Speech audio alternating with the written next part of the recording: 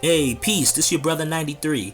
Today's video, we're going to be dealing with an argument that's coming from the two sources that you see on the screen. To the left, we have Shakespeare and the Jews by James Shapiro from 1996. And on the right, we have Some Considerations on the Naturalization of the Jews by J.E. Gent from 1753. Yep, so this source is often quoted as proof of, Jews being black, based on the contents of the quote. So what we're going to do is we're just going to go into the source, the secondary source first. My special guest, Faithful to God, who was featured in various videos, is going to read from the secondary, and then we're going to go into the primary, and then we're also going to go into the Jews of London during that time. We're going to look at how they were before they were allowed back in, and then how many of them look as they come back in to London. So peace and love. Come along for the ride. Look what it says right here. Now, it was known that Jews were physically black Portuguese Jews. It was known that Jews were physically black. Portuguese Jews were black. Now, look what it says right here. This is an exaggeration of Jewish skin color. All of this is done to look olive in the end. So it gives an example of something that's quoted here. So it says, for example, the idea that Jews were black-skinned resurfaced in the facetious preface to Some Considerations on the Naturalization of the Jews, where the author jokingly suggests that those of his English readers who might want to appear Jewish should, in order to bring the skin to a lively complexion like that of a new Negro from the coast of Guinea, take the peeling of walnuts and carefully rub the flesh night and morning for 3 weeks together. Afterwards, rub yourselves with flesh brush, and it will make it shine exactly like the back of an old base vial, and will fix an indelible hue that will not come off in 6 weeks with all the water and soap you can use to it. And this in order to make you complete olive beauties. Notice that it says right here, the definition of facetious: joking or jesting, often inappropriately, waggish, meant to be humorous or funny, not serious. All right?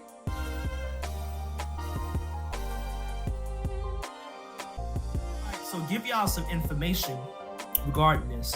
The Jews had gotten kicked out of England in 1290.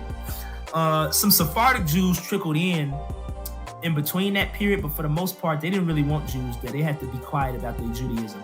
So at some point, they were getting ready to become naturalized again. They were able to become citizens, and people had things to say about it. So around this time, this fella here, J.E. Gent, had something to say. I guess he was opposed or was disgruntled. So I'm going to read what he's saying to give context. Now, as I doubt not, but we shall soon have a good number of new fellow subjects, he's talking about the Jews. Suppose we toss up whether we shall be all Jews or Gentiles. For what signifies having so many opinions? And I am sure if the Jews have no more religion than they that gave their votes for the bill, it is not a cherry stone matter which side it falls on. But if it falls to our turn to be Jews, he's talking about the British people, I'll have a priest to serve besides me, because they have the lighter hand. Then, certainly, as they are a welcome people, the town will bring up some new fashions in honor of the Jews. So the people are gonna, I guess, try to, in honor of the Jews coming in, this is him being kind of sarcastic, we're gonna get some new fashions. Stay, we'll search for precedents. So he's saying, wait here. We'll search for some of the things that the Jews had beforehand, In King William's time were Roman noses. So now this author that he's saying, that's about to lampoon the skin color of the Jews, he's saying that in the time of King William's, that the Jews were known for having Roman noses, right? In Queen Anne's time, there were rosy faces. And I'm going to show you Roman noses and rosy faces and what people usually have those features, right? But for the coming of the Jews, we must have something new. The men to wear artificial beards of several sorts, like the old women's setting flowers, some like a little round ring, some pecked down from the chin, some plain, right? So he gives you the characteristics of Jews in the past, right? And I'm gonna show you rosy cheeks, Roman noses. There you go. Now, I'm not trying to be disrespectful and shoot down every time you mention a source. I gotta go to white people, but it is a fact that although there are some black people in Africa, specifically like Northern Africans and some people like the Hutus and stuff that can exhibit these traits, this is usually shown in these European-looking people, these European-looking Jews. You see Ramses here, you got it. And ain't nobody, you ain't gonna tell me no real super dark-skinned African got rosy cheeks. This is a complete characteristic of Europeans. Now, Roman noses, you might be able to say, oh, well, you know, you have some Africans, and this is an African, although he could be heavily mixed, because we know the Egyptians mixed a lot. They have the Roman, and they mix with a lot of people from the Middle East that had these features as well. But that's just it, man. Rosy cheeks and Roman noses were physical characteristics of the Jews during the time of King William and King Anne. Both of these traits are rare. They're not excluded from black people, but I'm saying they're rare to non-existent in sub-Saharan Africans. I'm not saying that you can't find the Roman nose. I don't know about no rosy cheeks on no dark-skinned people. You have to show me that. I've never seen that.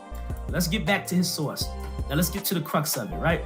Women, like their great-grandmothers, must fill it up their hair before and wear false hair behind. See, black women wear weave. No, I ain't gonna. But that's called a shaitel, actually. Jewish women actually do that. They wear like a Jewish wig called a shaitel. The men and women must both learn to leer. That means like stare evilly at people, squint their eyes. But they that can't leer gently may learn to squint, and they may do as well. Then, in order to bring the skin to a lively complexion like that of a new Negro from the coast of Guinea, as walnuts are coming in, take the peeling and carefully rub the flesh night and morning for 3 weeks together. Afterwards, rub yourselves with a flesh brush. It will make it shine exactly like the back of an old bass viol. So the back of an old bass violin is dark, right? He said take walnuts, rub your skin, get a lively complexion, like a Negro from Guinea, right? And will fix such an indelible, or like indelible is like like you can't, hard to take off or you cannot take off. You'll fix such an indelible hue that will not come off in 6 weeks. With all the water and soap, you can use it. And this in order to make you complete olive beauties. Olive beauties. This is an exaggeration of olive skin. Don't believe me? I'll show some olive people. So they're exaggerating. This is what they're trying to say the Jews should look like, this dark. Wait, say that one more time. Please say that one more time. It's an exaggeration of olive skin. It says you're gonna do all of this. You're gonna rub yourself with to be complete walnuts. Olive beauties. They didn't say to be complete black beauties, to be complete African beauties, to be complete tawny and all that stuff like that. It says olive. We know what olive look like, and I'm gonna show you some idea of olive skinned people. So it's made jest of up here. It made jest of their features, nose, skin tone, and what have we been stressing? That Jews occasionally, every now and then or whatever, they have, I guess they can get some kind of tan or whatever. They're known as swarthy or whatever. This is an exaggeration of that. If the people are olive, they're doing all of this as an exaggeration of their skin tone, right? It's olive skin, olive skin, olive skin, olive skin. They might be even lighter than that. Jews in England, 13th to 19th century. Now, this upper margin of the Exchequer receipt roll, Hilary in Eastern terms. This is 1233 AD, almost 60 years before Jewish expulsion from England. Prominent Jews of the time. So you can't try to say, oh, these are anybody, because I've read articles on this where this was explained. This in detail was explained what this is. This is a receipt roll, right? From the 13th century. 60 years before they get kicked out of England, right? Prominent Jews of the time, such as Moshe Mokeh, his name is barely visible, circled in red. So I here, y'all can't see it, but it said is an M-O kind of K-E. Their names out here, these people are actual people, right? During this time, they were being like criticized. It's like a doodle in a newspaper at the time, but this is a receipt roll. This person's name I can't read, but it's written here. They were able to actually make out who this person is. So this is a Jew, see his beard. This is a Jew. This is a Jewish woman. These are like demons or jesters. this person may not be a Jew, right? So it has Mose Moke and Isaac D. Norwick. Look these people up. These are actual people in the 13th century. They are drawn. The source is from the National Archives of London, right? And the Jews in London, this is the name of it, the Exchequer receipt roll. It's in the National Archives, 13th century. Jews are depicted prior as non-blacks, right? Prior as non-black people. These are not black people. These are Jews. These are the names of the Jews that they're talking about. So they're exaggerating skin tone of Jews. These are the features they had in the past. This is what they're trying to say they would look like. Yeah, you want to look like a Jew, rub your skin and look like that. I'll show you something else. Prior to the Jews coming back into England, I'll show you another Jew, right?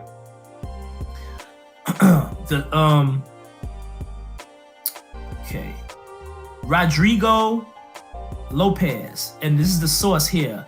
A thankful remembrance of God's mercy. They have all these long titles back then, right? Of Queen Anne. This is by George Carleton, 1559 to 1628. I think that might be his lifespan.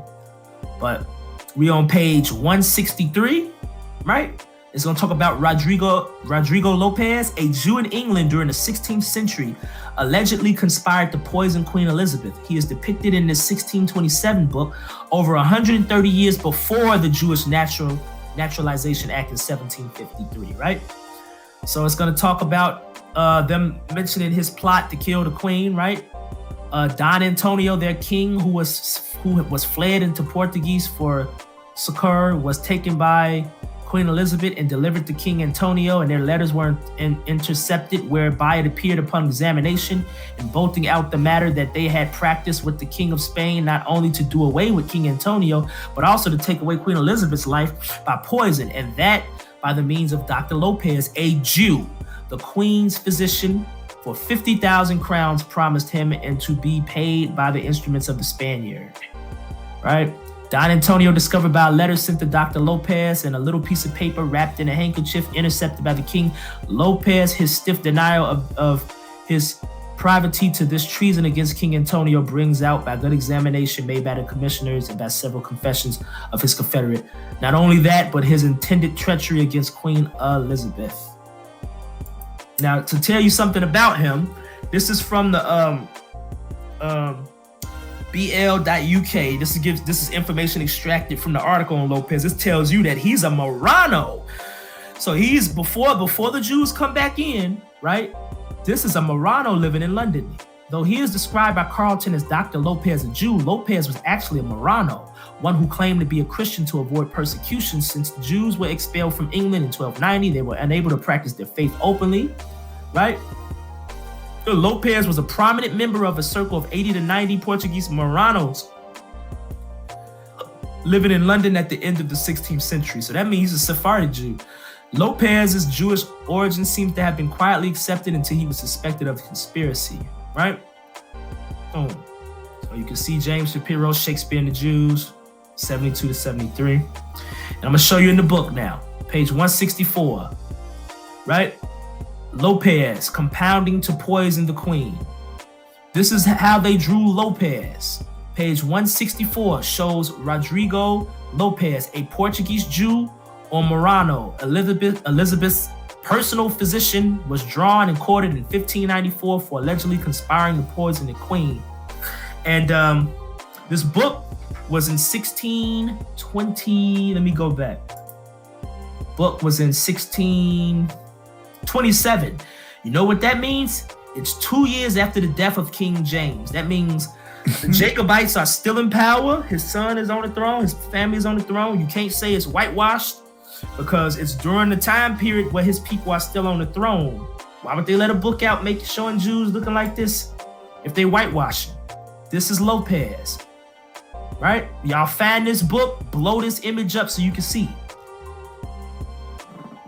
Right? It's two people in here. Neither one of them are black or Negroid. We're gonna show some more Jews. Let's zoom in. Does that look like a Bantu African to y'all? Man, It's just getting worse and worse for these guys. Worse and worse and worse. We're gonna show some more Jews in the around the time of the naturalization, right? This is Samson Gideon. He was a Sephardic. This is a Sephardim, a Sephardic Jewish banker who was active in the 18th century London. Gideon is most prominently known for his financing of the Hanoverian Whig government suppression of the Jacobite rising of 1745. So this is a Sephardic Jew going against the Jacobites, subsequently becoming a trusted advisor of the government who supported the passage of the Jew Bill of 1753. Of course, it would let him and his people come in. There's more.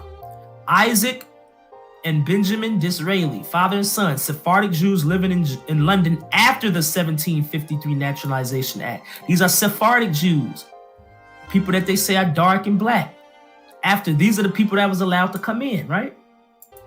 Let's see what they say about the Jews in London. Source is an essay on the causes of the variety of complexion and figure in the human species, Samuel Stanhope Smith, 1788, page 36. So this is some 30 years after they got naturalized, right? What does it say about the Jews? Descended from one stock, prohibited by their most sacred institution from intermarrying with other nations, and yet dispersed according to the divine predictions into every country on the globe, this one people is marked with the colors of all. Fair in Britain. They're fair. And Germany. Brown in France and Turkey. They're swarthy in Portugal and Spain. That's consistent with everything, right? Olive in Syria and Chaldea. Tawny or copper colored in Arabia and Egypt. Are Jews black? The color of skin was a minutely studied subject in the 19th century. One of the greatest authorities on pigmentation was the Englishman John Bedeau. He had served with distinction. I'm gonna skip down, right? Talks about the eye and hair color. One of Bedeau's achievements was to create a meticulously annotated index of nigricence of the population of Great Britain. Jews scored fully 100% on his nigricent index. So people of the 19th century, because these fellas went on to, they went on to live in the 1800s, the 19th century. People like this scored 100 on the nigricence index. These are pictures of these fellas. And I also want to briefly include Olaudah Equiano. He lived in the 18th century UK or London, and as you can see from his book, he actually tried to account for the difference in color between the Jews that he encountered in England, London, UK, and himself in Igbo. And you can read the highlighted portion right here that says, as to the difference of color between the Igboan Africans and the modern Jews, I shall not presume to account for it. It is a subject which has engaged the pens of men of both genius and learning, and is far above my strength. The most able and reverend Mr. T. Clarkson, however, in his much admired essay on the slavery and commerce of the human species, has ascertained the cause in a manner that at once solves every objection on that account, and on my mind at least. And so Equiano refers to Reverend Clarkson, and through him Dr. Mitchell, for the explanation of the color difference between Africans and Jews in 18th century England. So there was a difference. He stated it. Right? Now, John Bedeau, who was a product of his time, right, has nothing to do with his inability to find the Jews in Jordan. This is what he says about the English during his time. Now, John Bedeau lived, I think, did I have it? 1826 to 1911. So this is what he's gonna say about the Jews during the time he lived in England, right? And I'm quoting Tudor Parfitt's article, Are Jews Black? The color of skin was a minutely studied subject in the 19th century. One of the greatest authorities on pigmentation was the Englishman John Bedeau. He had served with distinction. I'm gonna skip down, right? Talks about the eye and hair color. One of Bedeau's achievements was to create a meticulously annotated index of nigricence of the population of Great Britain. Jews scored fully 100% on his nigricent index. So people of the 18th century, the 19th century, because these fellas went on to, they went on to live in the 1800s, the 19th century. People like this scored 100 on the Niggersis Index. These are pictures of these fellas. These are who John Badeau is saying, they're very similar to niggers. Underneath the skin, the pigment underneath the skin, right? So he did a whole study on Jews in Britain. We know what they look like. I showed you pictures, and they scored 100% on his Niggersis Index. His last source is Cobbett's Political Register, 1804, volume 5. We'll go to page 935. This is just another thing I threw in. And if y'all can barely see this, just go source this page, this text, Cobbett's Political Register, volume 5, 1804, go to 935. And right here it says, I would have dispensed with the distinction of male and female and some others if I could have obtained in lieu of them a pretty accurate account of the number of foreigners. So this takes place in England, right? You're talking about foreigners, distinguishing particularly Jews, Negroes, again, they're not the same, Jews, Negroes, and mulattoes. So we know there can be a distinction between Negroes and mulattoes. One is fully black, one is in between. Notice the distinction with Jews, Negroes, and mulattoes. For when I reflect on the vast number of these I see in about this town, I view the brilliant total of our immensely increased population with feelings of very different, indeed, from those which I should otherwise entertain. To confine myself at present to the Negroes with a promise, however, not to forget the Jews another time.